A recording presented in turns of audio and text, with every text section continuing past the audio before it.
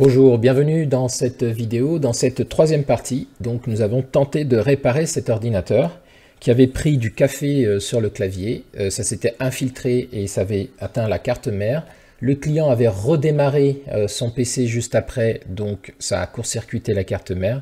Et donc malgré les deux premières parties dans lesquelles je vous montre comment démonter le PC et nettoyer le liquide pour tenter de redémarrer le PC, bon, mais malheureusement, les dégâts avaient été déjà causés par le client avant même qu'il m'emmène le PC. Donc, la question dans cette vidéo, c'est qu'est-ce qu'on fait? On sait que le disque dur à l'intérieur de ce PC est bon, que les données du client sont dessus. Par contre, la carte mère est HS. Le PC est trop ancien pour que je puisse commander une carte mère neuve et que je puisse remonter le tout. Donc, la question, c'est qu'est-ce que je fais pour mon client? C'est ce qu'on va voir dans cette vidéo.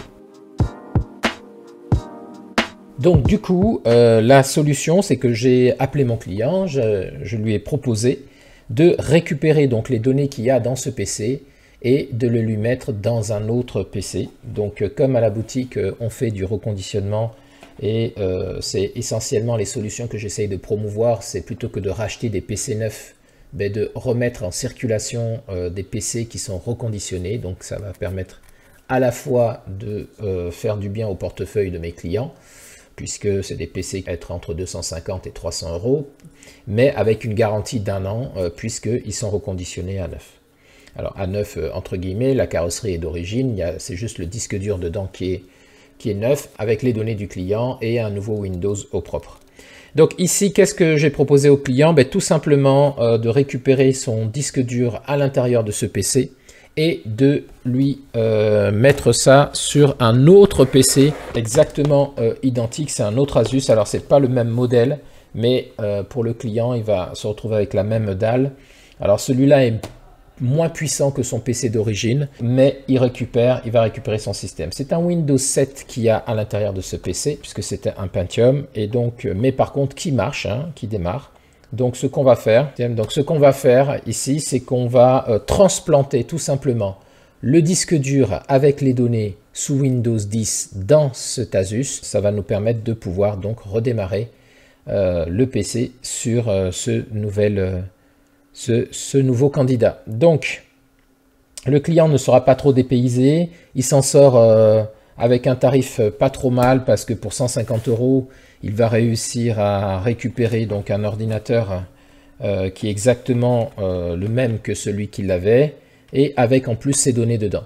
Donc la question pour vous dans cette vidéo, ce qu'on va voir, c'est comment on transplante un disque dur à l'intérieur d'un nouveau PC. Donc bon, première étape, déjà, on va enlever le disque dur ici et on va le passer là. Oui, je ne l'ai pas dit tout à l'heure, mais ici, le disque dur, c'est déjà un SSD.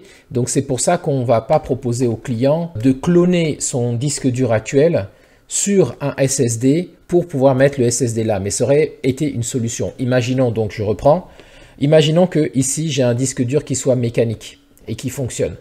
Et que le client, je me retrouve dans le même problème. Ce que j'aurais proposé à mon client, c'est de lui prendre tout son disque dur qui est ici, de cloner ce disque dur sur un disque dur SSD pour pas qu'il parte avec son système d'origine et un disque dur mécanique qui rame. Et une fois que j'ai cloné sur le disque SSD, ce disque dur SSD, je l'aurais mis dans ce PC, le transplanté dans ce PC pour le faire démarrer. Donc c'est juste que j'aurais une étape supplémentaire que je n'ai pas ici, parce qu'on a déjà un SSD dedans et que je sais donc qu'il est opérationnel et surtout qu'il est rapide. Allez, donc on va sortir les outils, on va démonter le PC pour sortir le disque dur et le transplanter dans notre PC, et on verra ce que ça donne. Allez, c'est parti. Donc là, c'est assez facile, c'est ce que vous avez vu dans la partie 2, puisqu'on a vu qu'on avait ici un cache pour pouvoir juste retirer le cache et sortir le disque dur. Et si vous avez suivi donc les deux premières parties, vous avez vu qu'on avait donc déjà un disque dur SSD, le PC avait déjà été reconditionné manifestement. Donc le client me l'a confirmé, apparemment ça a été fait il n'y a pas très longtemps, il y a moins d'1 an. La raison pour laquelle il veut garder son PC si possible.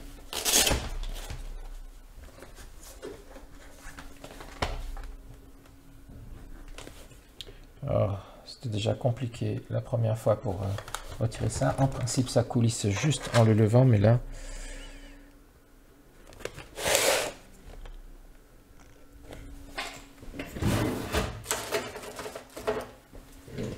Donc ça, vous trouvez ça dans le kit iFixit. Hein, c'est bien pratique dans ces cas-là pour pouvoir sortir.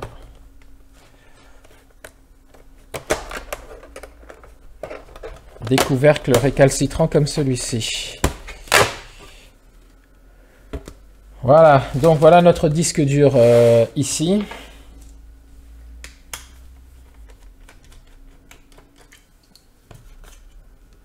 On va le déloger. Très bien. Je ne sais même pas si c'est pas exactement le même système sur l'autre. Donc ce que je vais faire, je vais le garder là et je vais ouvrir l'autre directement. Donc l'autre, c'est un disque dur mécanique certainement. Alors vous voyez, c'est pas exactement le même appareil. Hein. Donc là, on voit qu'il manque des vis. Donc cet appareil, il a... Voilà, et là ici on a notre disque dur. Alors, commence à manquer de place là. Alors, attendez. Hop. Donc ici on a notre disque dur mécanique. C'est celui-là qu'on va remplacer par notre SSD. Là on voit qu'on a 4 Go de RAM. Bon, tant qu'à faire, on va recycler les barrettes si on peut de l'autre pour que le client puisse y gagner au change.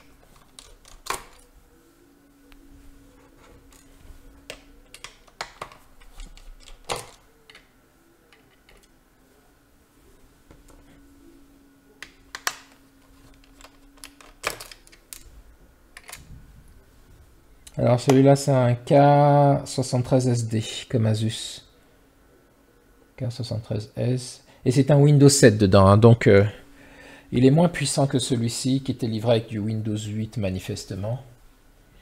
Mais ça fera très bien l'affaire, d'autant que le client, les besoins du client... Voilà, donc on voit c'est bien un disque dur mécanique. Le besoin du client c'était essentiellement de l'administratif et puis aller sur Internet. Hein.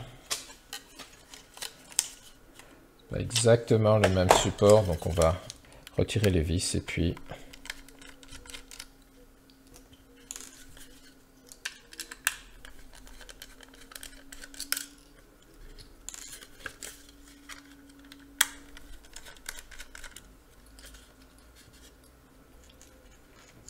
donc ça va être un candidat pour du dépannage, pour ma formation de dépannage de carte mère que je suis en train actuellement de faire. Donc on va voir ça. Mais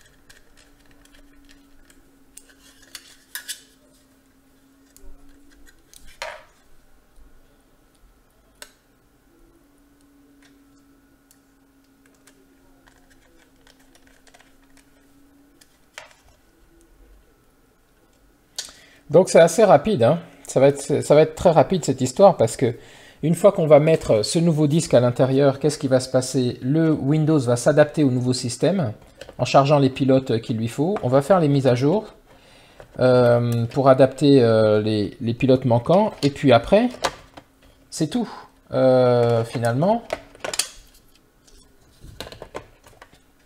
Finalement, ça va être réglé.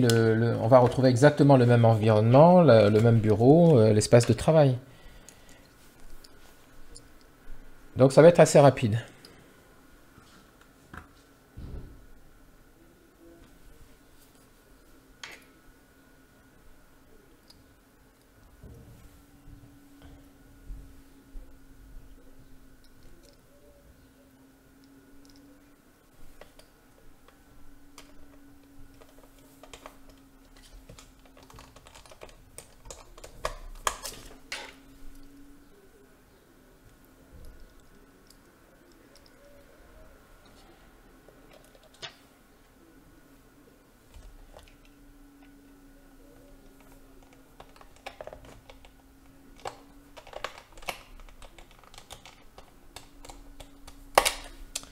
Voilà, ça devrait aller. Alors, voyons voir pour la RAM, tant qu'à y être. Alors, ici, je vois que c'est de la DDR3.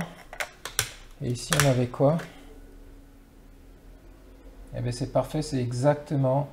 pas tout à fait pareil, mais ça fera le job. Donc, ce qu'on va faire, on va lui mettre les deux barrettes d'ici à la place. Elles sont plus rapides à la place de l'autre barrette. Voilà, comme ça, il va bénéficier ici de ces 8 Go de RAM. Et on part sur ça.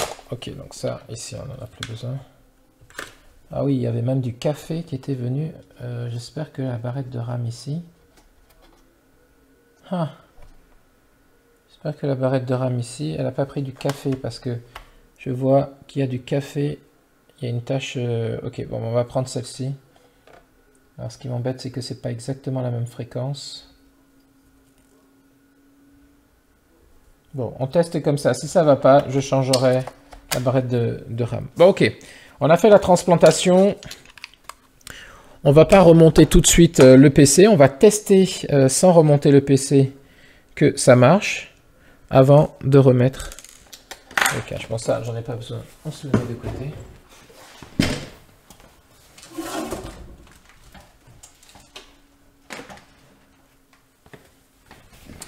Allez, on va allumer, on va voir ce qui se passe. Si on a un message de bip ou d'erreur, on saura que c'est la RAM qui a pris l'eau là, qui déconne. Si on n'a pas ça, tout va bien, on remonte le tout. Allez, je vais quand même le brancher parce que je ne sais pas l'état de la batterie sur ce vieux PC quand même.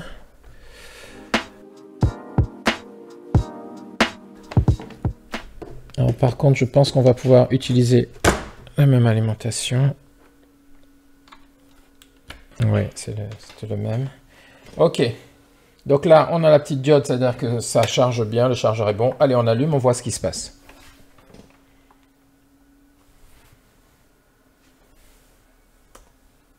Ok, là, il voit pas le disque dur parce que certainement l'ancien disque... Ok, donc on va essayer de booter pour lui indiquer le disque dur. Hop. Échappe. Voilà, donc le Kingston, il est là.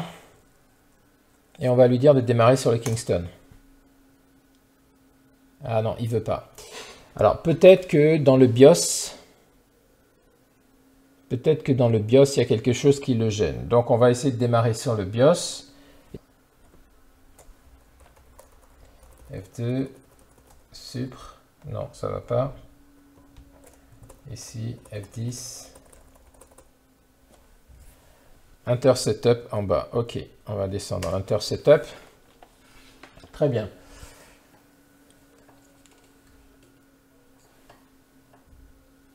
Donc là, manifestement, il ne veut pas démarrer. Hein. Là, on est dans le cas où il ne veut pas démarrer sur notre disque dur SSD.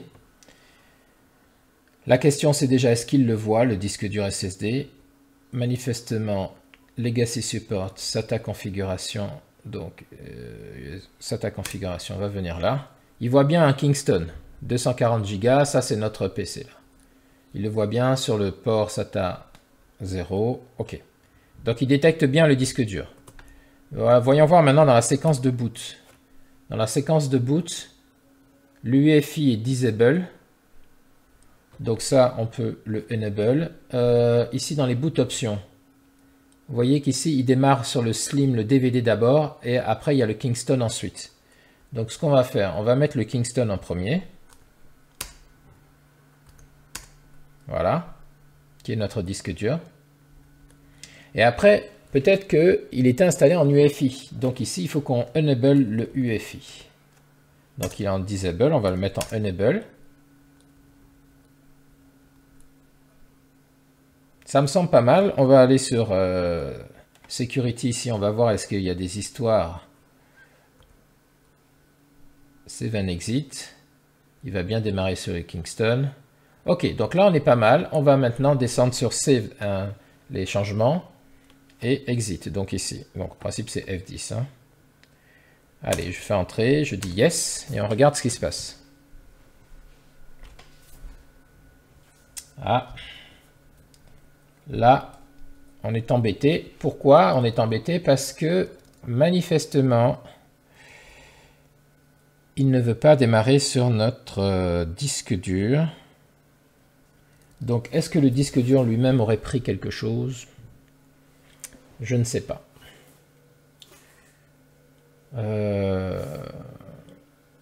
Il veut pas booter sur... alors, réfléchissons. Il veut pas booter sur le disque dur, alors que c'est bien Windows qu'il y a dessus. Et qu'aux dernières nouvelles, ça fonctionnait sur l'autre. Donc, ça veut dire qu'il ne trouve pas...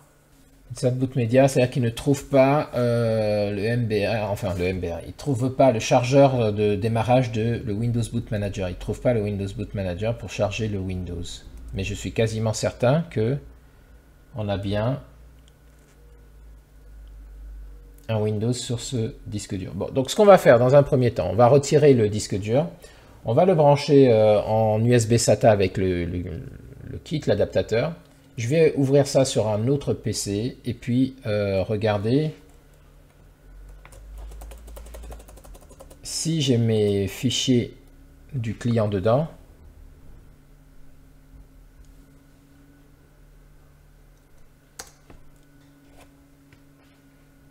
Je jette un dernier coup d'œil. La mémoire, donc c'est bon, on a vu qu'il a pris les 8 Go. Hein. Je jette un dernier coup d'œil pour voir si j'ai quelque chose qui m'empêche d'y aller dessus. Legacy USB Support Enable.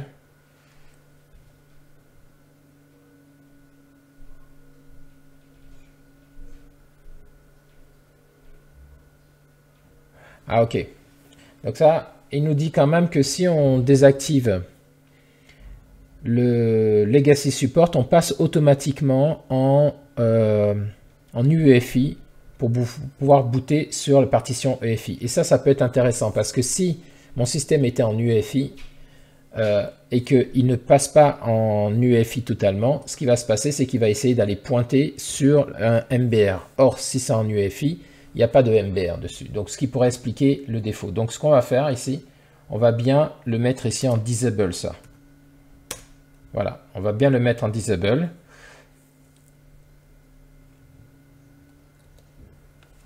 En même temps qu'on avait bien mis en boot ici l'UEFI en Enable, voilà.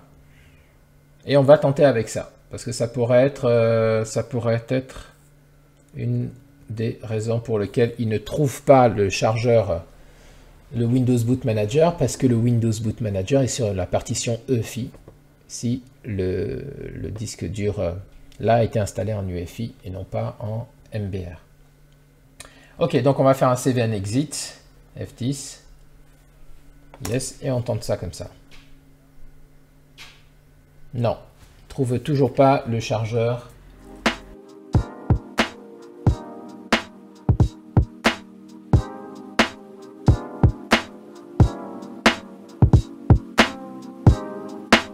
De Windows. Bon, donc on va éteindre ça. Du coup, notre transplantation, elle marche pas. Notre transplantation, elle marche pas. Je vous ai promis du rêve, mais ça ne marche pas. Et nous, notre objectif, c'est que notre client y récupère un PC. Donc, ce qu'on va faire, on va sortir ça. On va regarder qu'il y a bien les données dessus. On va mettre les données en sécurité et on va installer un Windows sur celui-là. Pour l'instant, je veux m'assurer que j'ai les données du client parce que ça, doit être votre obsession.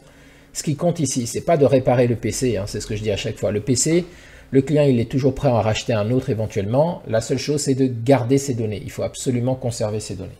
Donc là, l'obsession, c'est de récupérer les données. Allez, on éteint.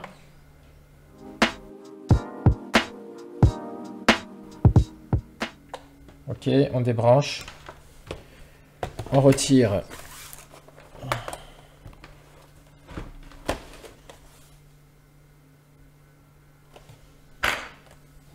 On retire le disque dur, on le passe sur l'adaptateur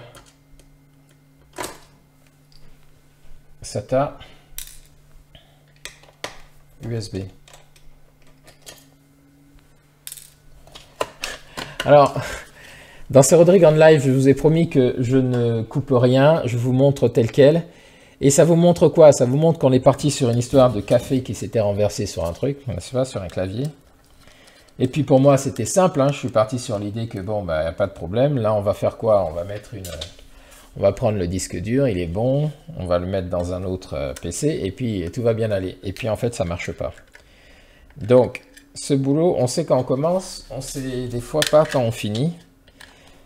Mais il faut toujours rebondir en fait, il faut toujours s'adapter à la situation. Et pour ça, il faut avoir une boussole. La boussole, moi, c'est toujours la satisfaction du client. C'est-à-dire, je me mets toujours à la place du client. Qu'est-ce qui est le plus important? Et ici, le plus important pour mon client, qui est donc prêt à déjà aller sur un autre PC, c'est surtout ses données. C'est bien ce qu'il m'a dit. Il dit, à condition que je récupère mes données. Donc, je vais rester sur cette idée-là de récupérer absolument ces données. Et c'est ça la boussole. Et on trouvera toujours une solution. Allez, je sors mon adaptateur USB SATA.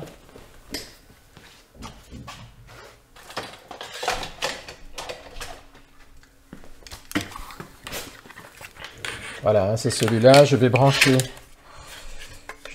ça dessus.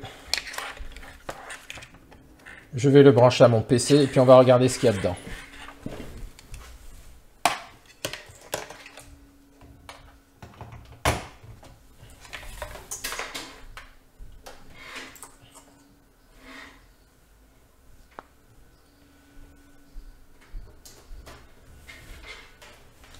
Ok, maintenant il est branché à mon PC. Je vais changer la vue pour vous. Ok, donc change la vue pour que vous voyez. Hop. On va passer ici sur ce PC et je vais démarrer. Je vais le démarrer hop, en appuyant sur le bouton. Et normalement, on devrait le voir apparaître bientôt. Voilà, donc ici il est apparu là. Utilisateur, on va aller chercher ça. Ça doit être ici. Hop. Ok, on est dans les données du client, donc c'est parfait. Déjà, ça me va bien. Je vais faire une sauvegarde. Donc, je vais me faire un dossier ici pour le client. Sauvegarde Alain. Parce que manifestement, c'est le prénom du client. Ici, on va prendre tout ce qui est sur document. On le déplace. Apparemment, il n'y avait pas grand-chose. Téléchargement, on déplace.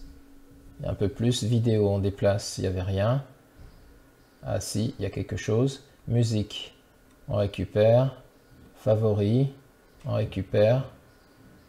Et le bureau, il est où le bureau ici?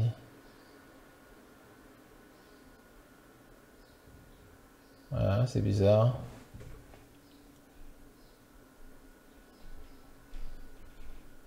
Contact. La session la plus récente ouverte, c'est bien celle-là de 2024. Si je vais dans défaut, qu'est-ce que j'ai ici? Desktop. Non, c'est bien vide. Donc la session de l'utilisateur, c'est bien là, mais là, vous voyez, il y a une petite subtilité ici. Là, je ne vois pas son bureau. Je vois pas le bureau du client. Là. App Data, voyons voir en local. OneDrive, est-ce qu'il avait des choses dans OneDrive? Le cache de OneDrive, il y a quoi? Janvier 2024. Ah, il y a peut-être un OneDrive qui tient. Donc peut-être que le bureau est dans OneDrive. Alors est-ce qu'on a un OneDrive ici? Oui, voyons voir. Voilà. Donc, vous voyez, attention, hein, subtilité ici. Le client avait mis son OneDrive activé avec le bureau qui était en sauvegarde. Donc il faut absolument récupérer ça. Document aussi. Eh oui, dans document aussi, il avait mis ses éléments en sauvegarde. Donc ici, on va faire... Voilà, on voit que ce document était vide, alors que l'autre ne l'était pas. Donc, hop. C'est pour ça que j'avais rien là dans document. Ok, document, on va mettre là. Image, il avait des éléments aussi. On va mettre image. Et oui, là, il avait des éléments. Bon, après, prise en main de OneDrive, etc. Donc, attention, hein, je répète, petite subtilité. Quand vous cherchez dans la session de l'utilisateur, donc vous voyez, je suis allé dans la session de l'utilisateur ici. L'utilisateur, j'ai vu qu'il y avait plusieurs sessions. J'ai identifié sa session, Alain. Et là, je commence à récupérer les affaires et je me rends compte que je n'ai pas le bureau. D'ailleurs, je n'ai pas image non plus. Et ça doit vous mettre la puce à l'oreille. Il doit forcément y avoir le dossier bureau. Donc, s'il n'y est pas, c'est simplement que le client a utilisé OneDrive ici pour stocker ça. Quand dans OneDrive, dans Microsoft, on dit qu'on active la sauvegarde automatique, en fait, il va déplacer le bureau, il va aller le mettre dans OneDrive pour pouvoir sauvegarder automatiquement tout ça. Et donc, c'est bien ici que c'était. Donc, il faut vraiment bien tout prendre, hein. Après, je vais aller dans Application Data et dans Local, je vais regarder est-ce qu'il a des choses de type Outlook ou Thunderbird. Parce que s'il a Thunderbird, un logiciel de messagerie, c'est ici qu'on va retrouver ça. Alors, c'est Cleaner Browser, non. Ok. McAfee, ok. Bon, je vois qu'il n'y a pas grand-chose de...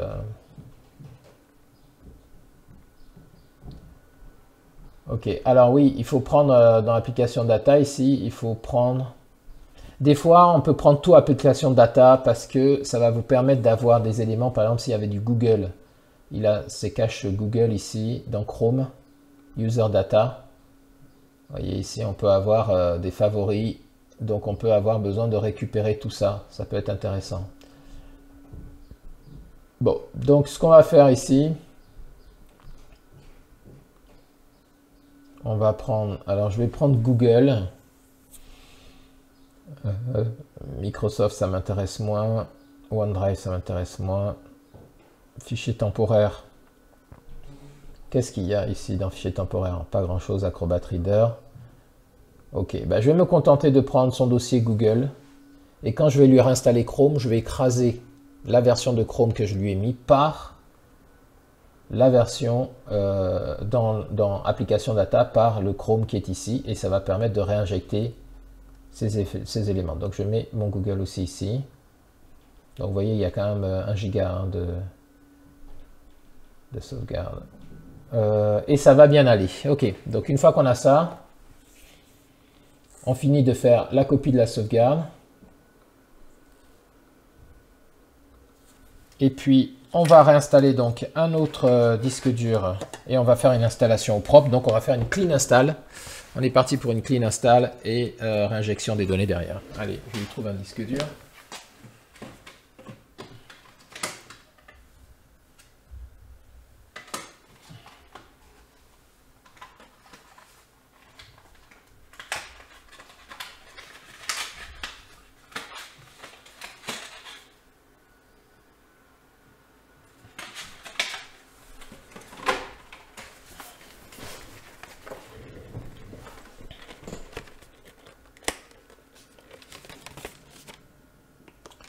Donc, pendant que ça sauvegarde, on va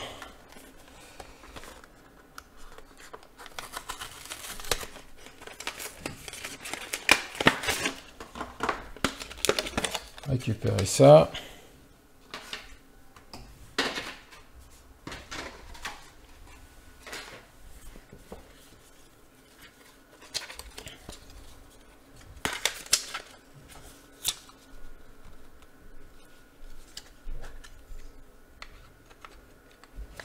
Donc c'était comme ça, voilà.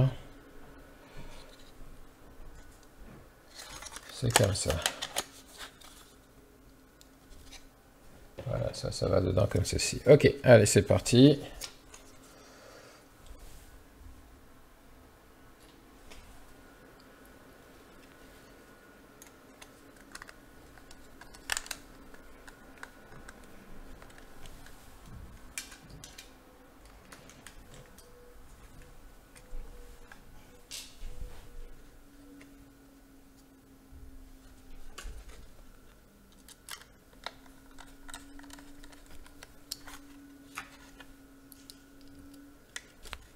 Ok, de l'autre côté, on voit qu'il a fini la récupération. Donc, alors, pourquoi je n'installe pas ça sur son disque dur là? Je pourrais très bien recycler son disque dur. Pourquoi je ne le fais pas? Pour garder les données en sécurité pour l'instant, hein. Parce que comme je ne sais pas comment ça va tourner tant que... Voilà, je préfère garder ce disque dur, le remplacer par un nouveau disque dur. Ça, éventuellement, l'écraser après pour l'utiliser dans un autre PC. Mais en attendant, j'ai les données du client dedans, donc je me le garde en sécurité. Je vous redis, mon obsession, c'est les données du client. C'est pas le PC, c'est pas autre chose. Ok, donc, hop.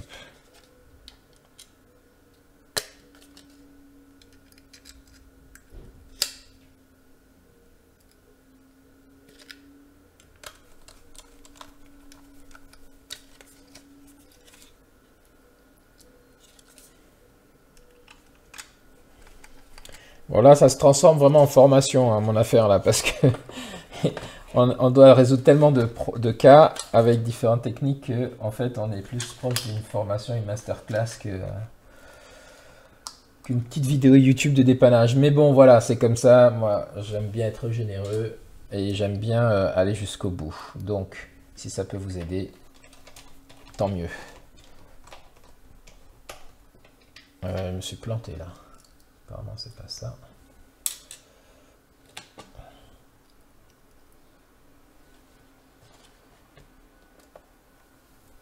Ouais, c'est plus ça.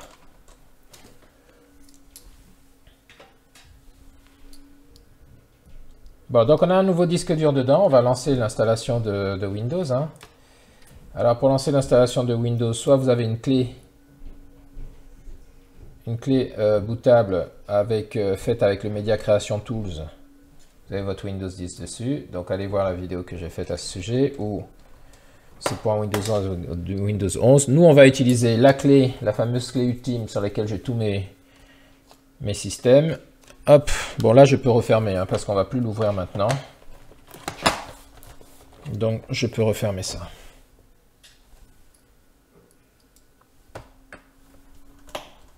On va recycler les vis de notre ancien ami. Ah non, ça va pas. Donc on va prendre plutôt les petites.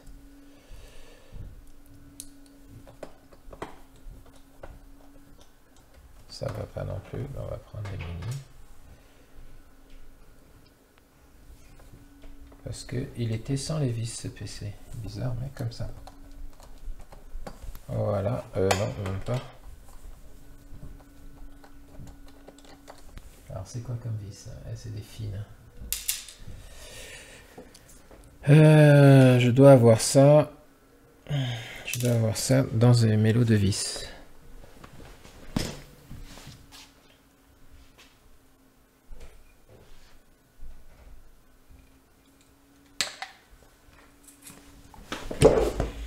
Allez, faites-vous toujours, gardez-vous toujours des stocks de vis hein, quand vous avez des PC. Si vous devez les envoyer à la décharge, vous enlevez les vis, vous gardez vos vis parce que vous voyez, ça peut toujours vous aider. Allez, on va essayer avec ça. Ça a l'air assez fin. Oui, c'est bon.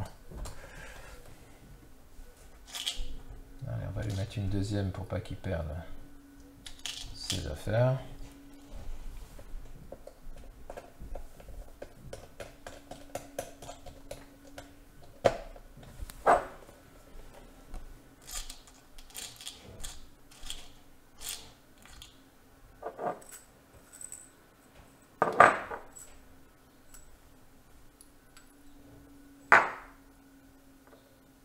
Un peu trop longue à mon goût celle-ci.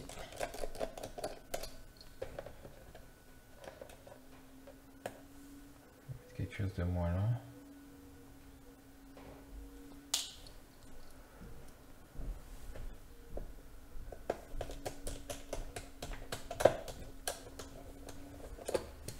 Voilà, c'est bon.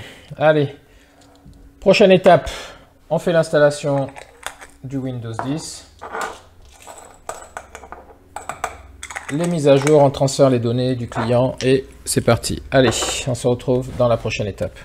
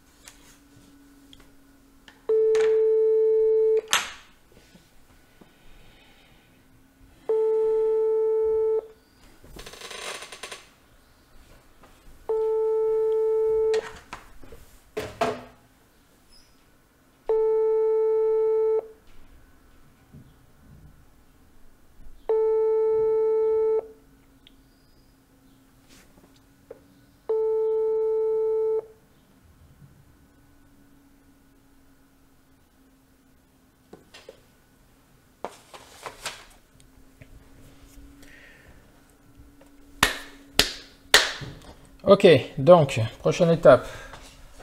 Il faut de la place ici. Ok. Ça, on n'a plus besoin. Voilà.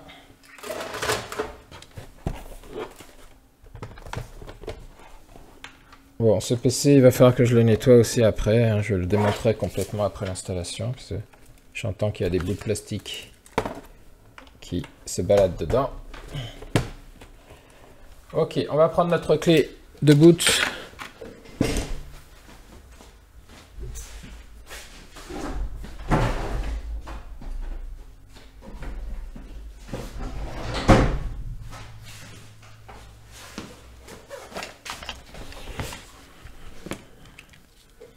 Voilà, une fameuse clé Ventoy avec les différentes images.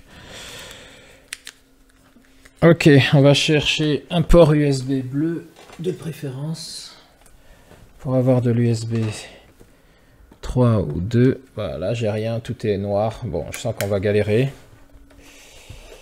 C'est pas grave, ça sera plus lent que prévu. Allez, je vous descends la caméra. Hop.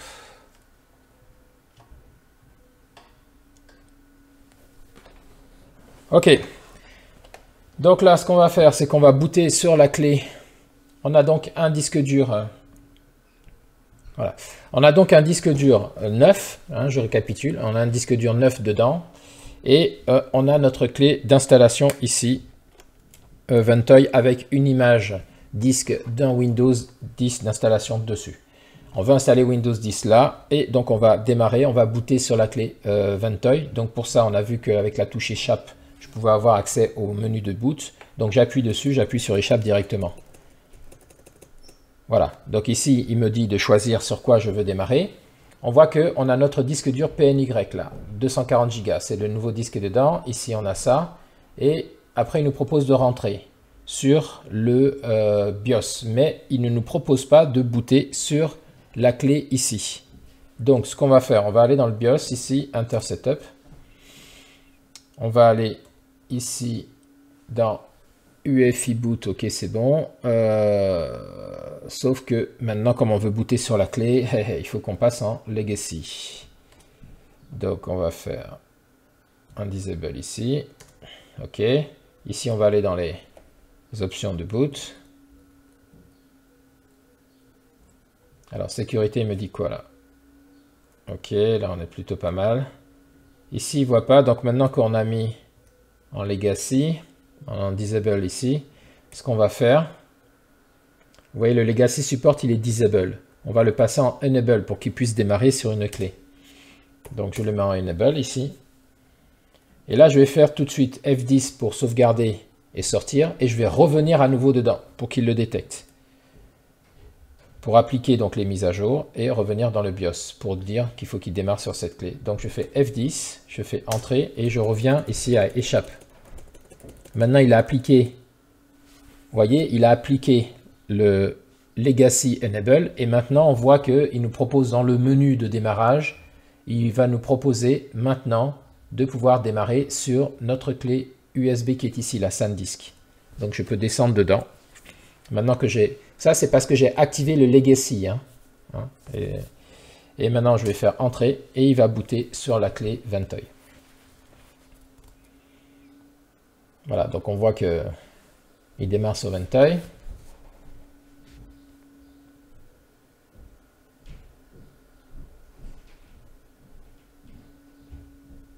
Ça aurait été pareil si vous le faites avec une clé qui a été faite avec le Media Creation Tools de Windows, hein, donc une clé d'installation Windows basique, ça aurait été exactement la même chose. Hein. C'est pas parce que c'est Ventoy, c'est parce que en fait, il faut activer le Legacy Support pour pouvoir Legacy USB pour pouvoir booter sur une clé USB. Ok, donc là on va descendre jusqu'à notre image d'installation de Windows 10. Donc moi je l'ai appelé Windows 10 64 ISO. Je valide par entrée et je valide à nouveau par entrée pour booter en normal mode dessus. Là ici, voilà, on a vu le petit logo de Windows vite fait. Ici ça clignote, ça veut dire qu'il est en train de charger l'installation de Windows. Donc on laisse faire.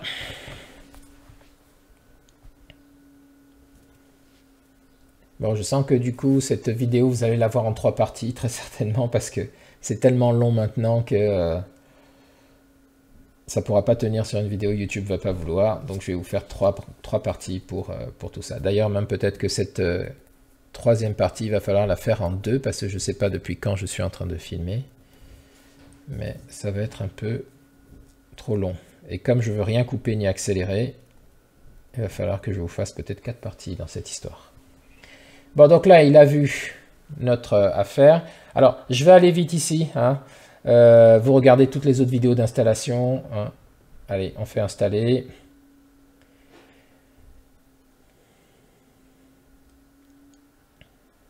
Ici, comme je dis toujours, vous ne faites pas d'installation avec une session Microsoft, vous faites avec la session locale. Ici, je dis je n'ai pas de clé USB. Pour l'activation, soit la clé est encodée dans le BIOS UEFI et il va la mettre lui-même, soit elle n'est pas encodée et dans ce cas-là, il va me demander d'activer, je vais mettre une clé d'activation. Si vous voulez activer les Windows automatiquement de façon illimitée, vous prenez ma formation, j'ai une formation qui explique comment faire ça gratuitement. Enfin, la formation n'est pas gratuite, mais ça vous explique comment faire l'activation. Allez, je dis j'accepte ici, je fais suivant. Et ici, je vais aller toujours dans personnaliser. Hein. Dans personnaliser, j'ai 2 lecteurs. Ce lecteur-là, c'est ma clé Ventoy, lecteur 1 avec mes 2 partitions. Et là, l'espace non alloué, 223 Go, c'est bien dessus que je veux faire mon installation. Donc, je vais valider par suivant ici. Et il va commencer à copier les fichiers de la clé d'installation sur le PC. Donc là, ben, malheureusement, on est sur un vieux PC et en plus c'est du... Comment dire? C'est de l'USB, c'est pas de l'USB 3, même pas de l'USB 2. Donc ça va être assez lent de récupérer tous les fichiers pour le mettre. Mais une fois que les fichiers d'installation seront sur le PC, ça va être plutôt rapide parce qu'on a un SSD dedans. Donc là, ça va prendre de la vitesse. Ok, on laisse faire ça, je fais du ménage pendant ce temps.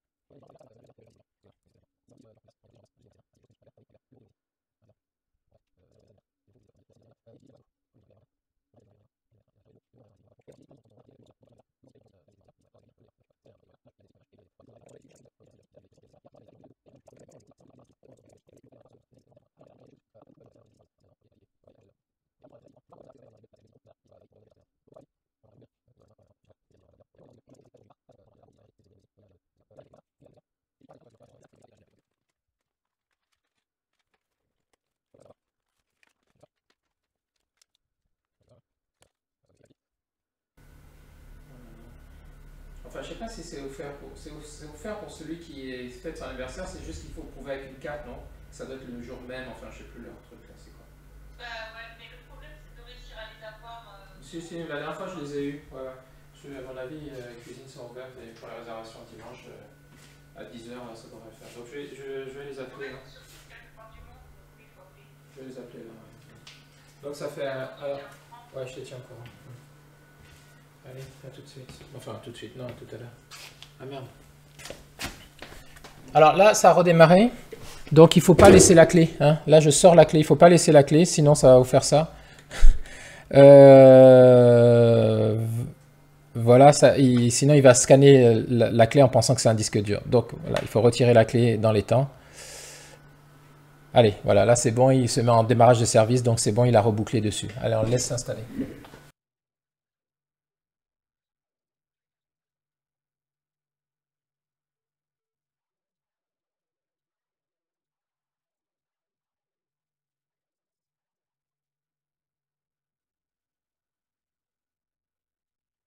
Ok, donc du coup, nous revoilà. Il est en train donc de démarrer pour installer le Windows. Ce qu'on va faire, c'est que je vais transférer les données que j'avais récupérées sur mon ordinateur, mon autre ordinateur. Je vais le mettre sur un disque dur et rapide et je vais pouvoir transférer le tout maintenant. Alors donc là, on va procéder à la configuration de Windows pour finaliser l'installation. Donc ici, on dit oui. On dit oui. Ignorer ici. Ici, on dit je n'ai pas Internet pour rester en session locale. Ici, on dit continue avec l'installation limitée. Ici, l'utilisateur, on va mettre son prénom. On fait suivant. Pas de mot de passe. Et après ici, moi je mets tout à non, vous faites comme vous voulez.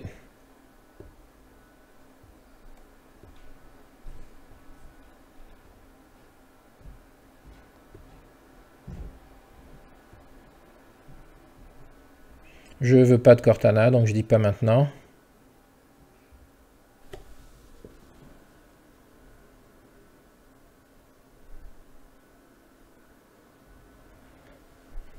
Donc, qu'est-ce qui se passe si jamais vous n'avez pas d'autre ordinateur? Pour pouvoir proposer ça à votre client ou à la personne que vous devez réparer, ben, vous pouvez aller chercher un PC pas cher sur Le Bon Coin ou sur Cash Converters, enfin toutes ces boutiques en ligne de revente.